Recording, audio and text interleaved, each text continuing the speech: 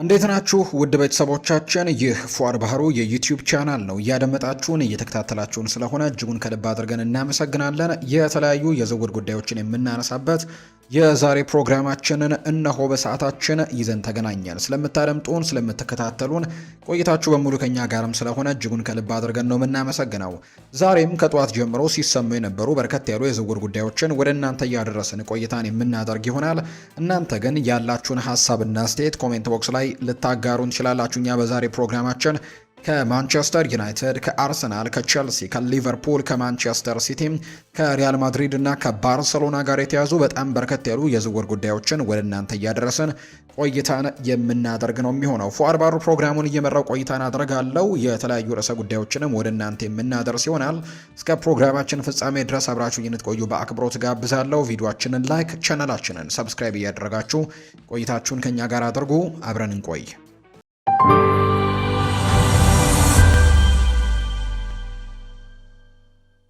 ወደ ቀዳሚው መረጃችን አመራን። ቼልሲና ማንቸስተር ሲቲ በቡድኖቻቸውና በተለያዩ ሰዎች መካከልም በርካታ ግንኙነቶች ያሏቸው፣ ይህም የበለጠ ጥልቅ ሊሆን እንደሚችል ይነገራል። ቼልሲና ማንቸስተር ሲቲ በአሁኑ ጊዜ በመካከላቸው በርካታ ግንኙነት እንዳላቸው ይነገራል። ሰማዮቹ ባለፉት ጥቂት ዓመታት ውስጥ በርካታ የቀድሞ የማንቸስተር ሲቲ ወጣት ተጫዋቾችን እንዲሁ ሰራተኞችንም አባላት ያስፈረሙ ሲሆን ሲቲ ደግሞ በዚህ ክረምት የቀድሞውን የቼልሲ አሰልጣኝ ኤንዞ ማሬስካን ጭምር አሰልጣኝ አድርጎ መቅጠሩን የምናስታውሰው ጉዳይ ነው። አርኤምሲ የተባለ የመረጃ ምንጭ ባወጣው ዘገባ መሰረትም አሁን ላይ እንደወጡት መረጃዎች ሲቲዝኖቹ ከአታላንታ ማርኮ ፓሌስትራ ከመጣ በኋላ በስታንፈርድ ብሪጅ ቦታ ያጣውን የቼልሲውን የቀይ መስመር ተከላካይ ማሎ ጉስቶን ለማስፈረም ሁኔታዎችን እየተመለከቱ መሆናቸውን ነው ይኸው የመረጃ ምንጭ ይፋ ያደረገው። ይህም ግንኙነታቸው በሚቀጥሉት ሳምንታትም የበለጠ ጥልቅ ሊያደርገው እንደሚችል ጭምር ይገመታል። የማሎ ጉስቶ ዝውውር በአሁኑ ወቅትም ገና የራቅ ይመስላል። ቼልሲ የጠየቀው የ75 ሚሊዮን ፓውንድ ዋጋ ትልቅ እንቅፋት ሆኖበታል። ነገር ግን ሊፈጸም የሚችልና ገበያውን በእጅጉ ሊያናጋ የሚችል በዚህ የገዘፈ ዝውውር እንደሆነ እየተነገረ ነው። የኤንዞ ፈርናንዴስ ሁኔታ ለተወሰነ ጊዜ ተስፋ የሌለው ይመስል ነበር። ወደ ሪያል ማድሪድ ለመዘዋወር ጥረት ቢያደርግም በስፔኑ ክለብ ግን ፍላጎቱ በይፋ ተስተባብሏል። ከዚህ ጊዜ ጀምሮ ከዓለም ዋንጫ በኋላም በጸጥታ ሲበሳጭም ቆይቶ እንደነበር ይነገራል። ከክለቡ ጋር የነበረው ግንኙነት ያበላሸበት መንገድም ግምት ውስጥ በማስገባት ወደ ቼልሲ መመለሱን በጉጉት ሊጠብቁት አይችሉም። ነገር ግን ከዚህ ሁሉ ድንቅ እንግዲህ ነገሮች በኋላ በድጋሚ ሊገናኙ የሚችሉበት እድሉ ሰፊ ነው። ሮድሪ የሚለቅ ከሆነ ቀደም ሲል ከኤንዞ ፈርናንዴዝ ጋር እንግዲህ ስሙ ተያይዞ የነበረው ማንቸስተር ሲቲ በድጋሚ ጥያቄዎችን ለማቅረብ ሊመጣ እንደሚችል የሚያሳዩ ነገሮች አሉ። አርጀንቲናዊውን ለማስፈረም ቁርጠኛ እንደሚሆን ግን ባለፉት ቀናት በትልቁ ስማቸው እየተነሳ እንደሚገኝ ነው እንዲሁም የመረጃ ምንጮቹ እየተናገሩ የሚገኙት። ባርሴሎና ጥያቄውን ለማሻሻል በመዘጋጀቱ ለሮድሪ ቀጥተኛ የክለብ ለክለብ ንግግሮችም እንደቀጠሉ ይነገራል። ዛሬ በወጡት መረጃዎች መሰረትም የ45 ሚሊዮን ዩሮ እና 5 ተጨማሪ ሚሊዮን ዩሮ ክፍያዎችን ጨምሮና ከዛ በላይ ጥያቄዎችን ሮድሪ ወደ ባርሴሎና ሊያመራ የሚችልበት ዝውውር እንደሆነ እየተነገረ ይገኛል። ፋብሪዚዮ ሮማኖ እንደተናገረው ከሆነ ባርሴሎና የዓለም ዋንጫ አሸናፊውን ለማስፈረም ጠንክሮ እየገፋ ይገኛልና ይህም ደግሞ ሲቲ አንድ አማካይ ተጫዋች እንዲያጣ የሚያደርገው ስለሆነ ማሬስካ በበኩሉ የቀድሞ ተጫዋቹን ወይም በቼልሲ ቤት ያሰለጠነውን ኤንዞ ፈርናንዴዝን ለማስፈረም ጥረት ያደርጋል። በአጠቃላይ ሲቲ ከቼልሲ ኤንዞ ፈርናንዴዝን እና ማሎ ጉስቶን ለማስፈረም እንቅስቃሴዎችን እንደጀመረ ነው ይፋ የተደረገው። ማንቸስተር ዩናይትዶች ሌላ የማጥቃት መስመር ተጫዋቹን ከኦልድ ትራፎርድ እንዲለቅ ሊፈቅድ እንደሚችል እየተነገረ ነው። የጣሊያኑ ክለብ ዩቬንቱስ ጆሹዋ ዝርክዚን ለማስፈረም በትልቁ እየሰራ ነው። የኔዘርላንድ ብሔራዊ ቡድን አጥቂውን በ2024 ከቦሎኛ ማንቸስተር ዩናይትድን ከተቀላቀለ ጀምሮ መደበኛ የቋሚ ተሰላፊነትን ቦታ ማግኘት ተስኖታል። በመሆኑም ወደ ሴሪኤው መመለሱ የሚፈልገው የመጫወት እድልም ሊሰጠው እንደሚችል ነው የሚታመነው። ዩቬንቱስ በአሰልጣኝ ሉቺያኖ ስፓሌቲ ስር የማጥቃት መስመሩን እንደገና እየገነባ ነው የሚገኘው። እንዲሁም የፓሪስ ሰን ዠርሜኑን አጥቂ ራንደል ኮሎ ሙአኒንም ለማስፈረም ፍላጎት አለው። ነገር ግን የገንዘብ አቅማቸው የሚፈቅድ ከሆነ ዝርክዚን እንደ አማራጭነት እየተመለከቱት ይገኛል፣ ወይም እንደ መሪ ዝውውርም አድርገው ይቆጥሩታል። ዩቬንቱስ ከዩናይትድ እና ከተጫዋች ወኪሎች ጋርም ግንኙነት ያደረገ ቢሆንም እስካሁን ግን የተደረሰ ምንም አይነት ስምምነት እንደሌለ ነው የተነገረው። እንደ ጋዜታ ዴሎ ስፖርት ዘገባ ከሆነ የዩቬንቱሱ የስፖርት ዳይሬክተር ፍሬድሪኮ ማሳራ የዝውውሩን ሁኔታ ለማጣራትም ከማንቸስተር ዩናይትድ እና ከተጫዋቹ ወኪሎች ጋርም ጭምር ንግግሮችን ማድረጋቸው ነው እየተገለጸ የሚገኘው። የጣሊያኑ ክለብ መጀመሪያ ላይ ዘርክዚን ከፓሪስ ሰን ዠርሜን ለማስፈረም አስቸጋሪ የሆነበት የራንዳል ኮሉ ሞአኒ ዋነኛ አማራጭ አድርጎ ተመልክቶት ነበር። ነገር ግን አሁን ላይ ዩቬንቱስ ሁለቱንም ማጥቂዎች የስፓሌቲ ትልቅ የማጥቃት መስመር ግንባታ አካል አድርገው ማካተት ስለሚቻልበት ሁኔታ እያሰቡበት ይገኛሉ። ዘርክዚ በቦሎኛ ስለ እግር ኳስ ሕይወቱ ምርጥ ብቃት ያሳየበት ወደ ነበረው የጣሊያን ሊግ ለመመለስም ፍላጎት እንዳለው ተገልጿል። ዩናይትድ ተጫዋቹን የማይነካ እንደሆነ አድርጎ ቢመለከተው ያወጣው ኢንቨስትመንትን ግን ማስጠበቅ ስለሚፈልግ የስምምነቱ መዋቅር ወሳኝ እንደሚሆን ነው በርካቶች የሚናገሩት። የዘርክዚ መልቀቅ ለማንቸስተር ዩናይትድም ሆነ ለተጫዋቹም ጭምር እንዲሁ የሚጠቅም ይሆናል ተብሎ ይታሰባል። ፉትቦል ኢታሊያ እንደዘገበው ከሆነ ዩናይትድ ለጆሹዋ ዘርክዚ ከ35 እስከ 40 ሚሊዮን ዩሮ የዋጋ ተመን የለጠፈበት ሲሆን በቋሚነት የመግዛት አማራጭ ያለው የውሰት ውልም ሊመለከት እንደሚችል ይነገራል።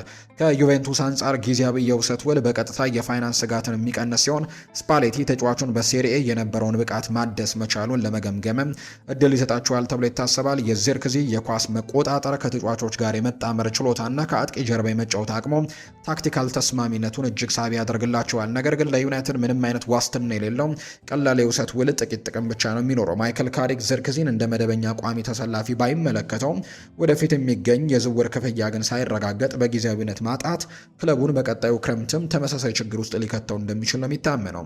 ዩናይትድ ዝውውሩን ማጽደቅ ያለበት ዩቬንቱስ ሊደርሱ የሚችሉ የቅድመ ሁኔታዎች ሲሟሉ በቋሚነት የመግዛት ግዴታ ያለበት ውልን ከተቀበለ ብቻ መሆን ነው የሚኖርበት። ዘርክዚ መደበኛ የመጫወት እድል ያስፈልገዋል። ጣሊያንም ለሱ የተሻለ አካባቢ ሊሆን እንደሚችል ይገመታል። ነገር ግን ማንቸስተር ዩናይትዶች እንግዲህ ስምምነቱን ያቋረጡታል ወይስ ይቀጥሉታል የሚለው ጉዳይ በቀጣይ ቀናት የሚወሰን ይሆናል ተብሎ ነው የሚጠበቀው። የስካይ ስፖርት ጀርመኒ ጋዜጠኛ የሆነው ፍሎሪያን ፕሌተንበርግ ባወጣው የቅርብ ጊዜ መረጃ መሰረት አስተን ቪላ የቼልሲውን አጥቂ ኒኮላ ጃክሰንን ለማስፈረም ጥረት በማድረግ ላይ ነው የሚገኘው። የቪላው አሰልጣኝ ኡናይ ኤምሪ ከአዲሱ የውድድር ዘመን በፊት የማጥቃት መስመራቸውን ለማጠናከር እና አማራጮችን ለማስፋት በመፈለጋቸው ክለቡ የ25 ዓመቱን የሴኔጋል ብሔራዊ ቡድን አጥቂ ወደ ቪላ ፓርክ ለማምጣትም ንቁ እንቅስቃሴን እያደረገ ነው። ፍሎሪያን ፕሌተንበርግ ሲናገር አስተን ቪላ ኒኮላ ጃክሰንን ለማስፈረም ጥረት ላይ ነው ብሏል። ፕሌተንበርግ በኤክስ ገጹ ላይ ባሰፈረው መረጃ አስተን ቪላ ለተጫዋቹ ዝውውር ተስማሚ የሆነ መዋቅርን ለመፍጠርም ከበርካታ ወገኖች ጋር በቀጥታ ውይይት ላይ እንደሚገኝ ነው የተነገረው። አስተን ቪላ ኒኮላ ጃክሰንን በቋሚነት ወይም በውሰት ለማስፈረም ከተጫዋቹ ወኪሎችና ከቼልሲ ጋርም በቀጥታ ውይይት ማድረጉን እንደቀጠለ ነው። እስካሁን የተደረሰ ስምምነት ግን የለም። አስተን ቪላ ተጫዋቹን በቋሚነት ለመግዛት ወይም ደግሞ የመግዛት አማራጭ ባለው የውሰት ውል ለማስፈረምም ዝግጁ እንደሆነ ግን በተደጋጋሚ ይገለጻል። በሁለቱ የፕሪሚየር ሊግ ክለቦች መካከል እስካሁን ግልጽ የሆነ ስምምነት ባይደረስም የቪላ የቀጣይነት ውይይት ግን ተጫዋቹን ለማስፈረም ያለውን ከፍተኛ ፍላጎትም ያሳያል ነው የተባለው። ቸልሲ ዳኒ ዌልቤክን ማስፈረሙን ተከትሎ ከጃክሰን ክለቡን ሊለቅ ይችላል ተብሎ ይታሰባል። የጃክሰን ከስታንፈርድ ብሪጅ መልቀቅ አጋጣሚ ከቼልሲ የዝውውር እንቅስቃሴዎች ጋር የተያዘ ነው። የብሎቹ አሰልጣኝ ቻቪ አሎንዞ ልምድ ያለውን የብራይተኑን አጥቂ ዳኒ ዌልቤክን ማስፈረማቸውን ተከትሎ ክለቡ የማጥቃት መስመሩን እንደገና ለማደራጀትም እየተዘጋጀ ነው። ቼልሲ ዌልቤክን በማምጣቱ ከዣው ፔድሮ ጋር የሚያጣመር ሲሆን የኒኮላ ጃክሰን መደበኛ የመሰለፍ ዕድልም ይበልጥ ይቀንሰዋል። ተስማሚ ጥያቄ ግን ካረፈ የቼልሲ አመራሮች ሴኔጋላዊውን አጥቂ ለመልቀቅም ፍቃደኛ በመሆናቸው ለአስተን ቪላ ዝውውሩን ለማጠናቀቅም ጥሩ ዕድል ይፈጥርላቸዋል ተብሎ እንደሚጠበቅ ነው የተዘገበው።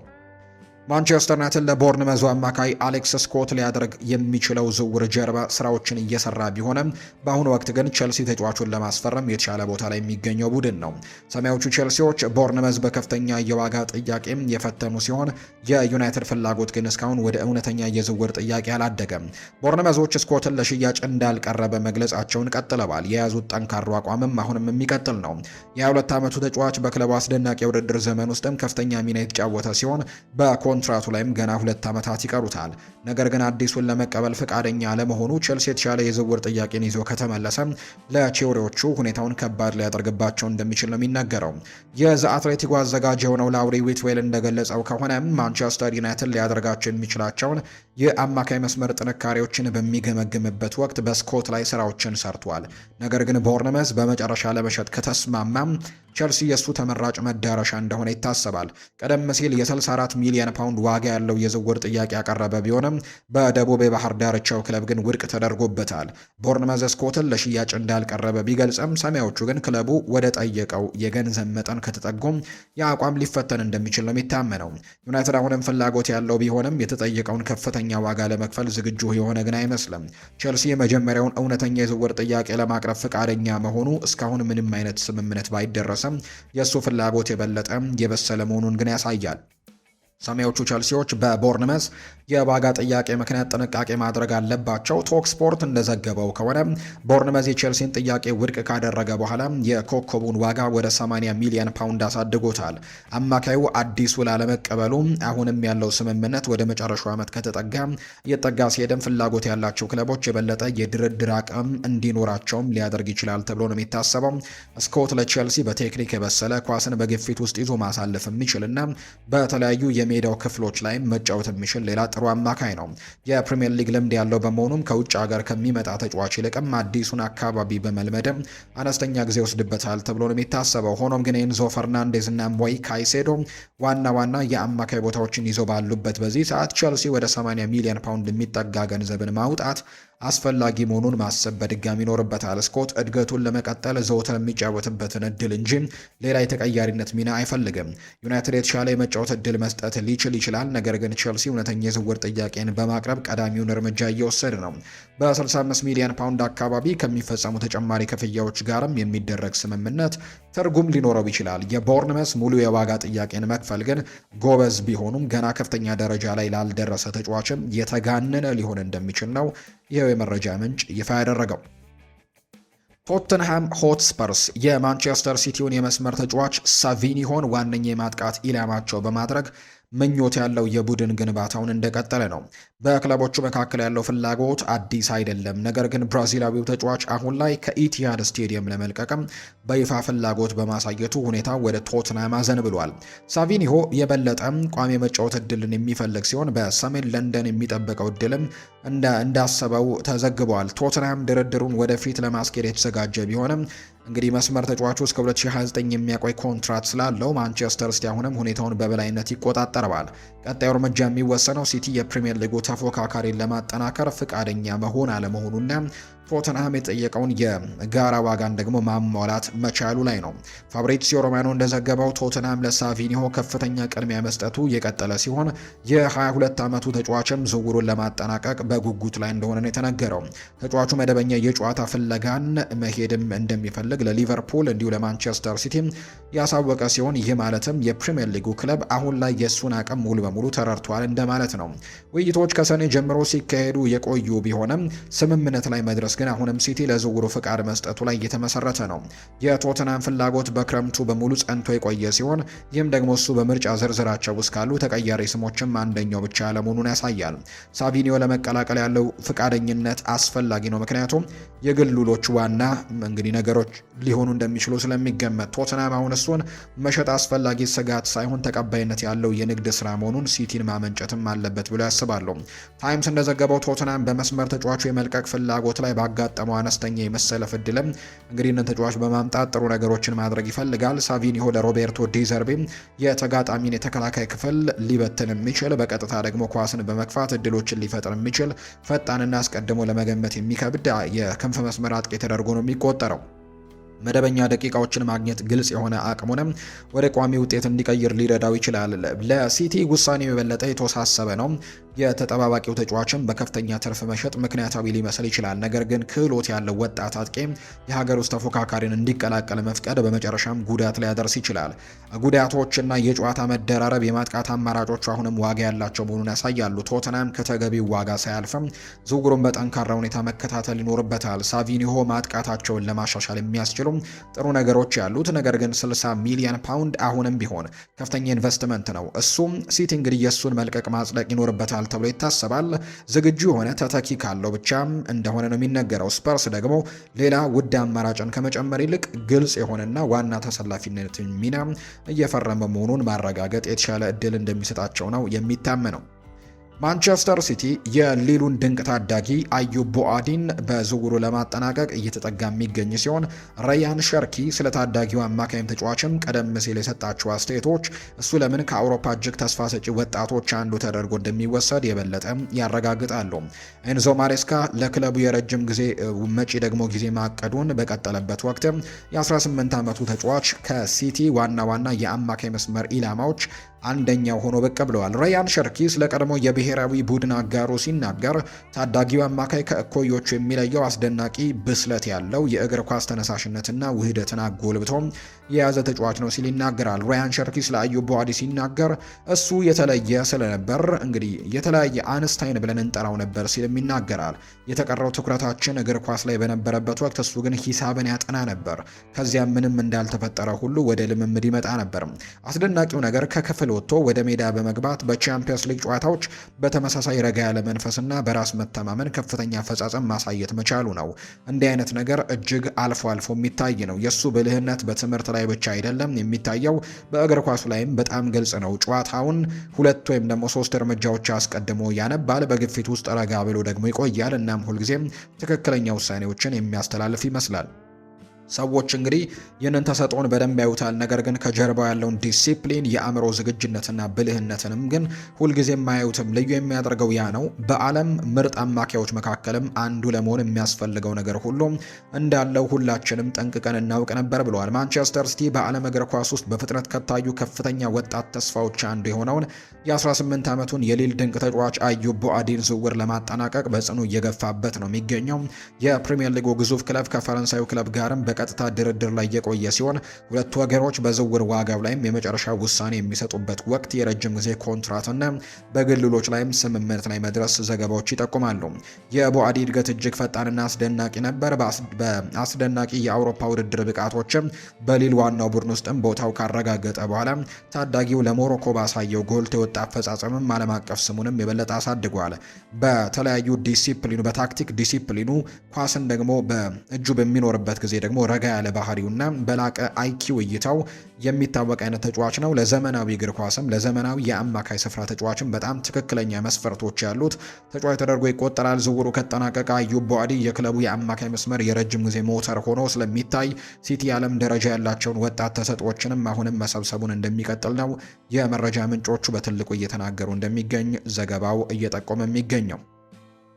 ሌላኛው የሚነሳው ጉዳይ ማንቸስተር ሲቲ በክረምቱ የዝውውር መስኮት የቼልሲውን አጥቂ ፔድሮ ኔቶን ለማስፈረም ጥያቄ ለማዘጋጀት እየገፋ እንደሚገኝ ነው።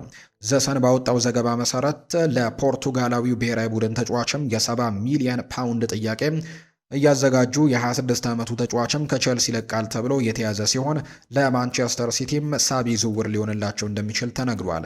የክንፍ መስመሮች ላይ ተጨማሪ ጥራትና ስብስብን ሊጠቀሙ የሚችሉ ሲሆን ፖርቱጋላዊው ብሔራዊ ቡድን ተጫዋችም ጥሩ አማራጭ ይሆናል ተብሎ እንደሚታሰብ ነው የመረጃ ምንጮም ይፋ እያደረገ እንደሚገኝ እየተገለጸ የሚገኘው። ሆኖም ግን ለተጫዋቹ 70 ሚሊዮን ፓውንድ ከፍተኛ ገንዘብ ሊሆን እንደሚችል ነው የሚገመተው።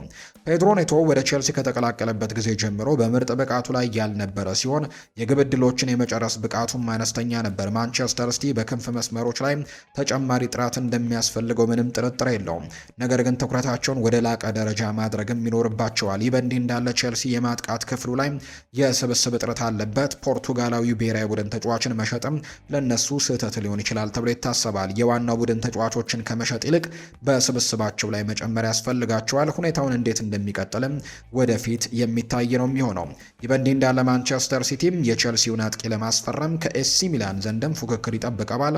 ከሚላን ይለቃል ከተባለው ራፋኤል ሊያው ምትክም አድርገው ፔድሮ ኔቶን ለማስፈረም ተስፋ አድርገዋል። ሁኔታው እንዴት እንደሚከሰትም ወደፊት የሚታይ ነው።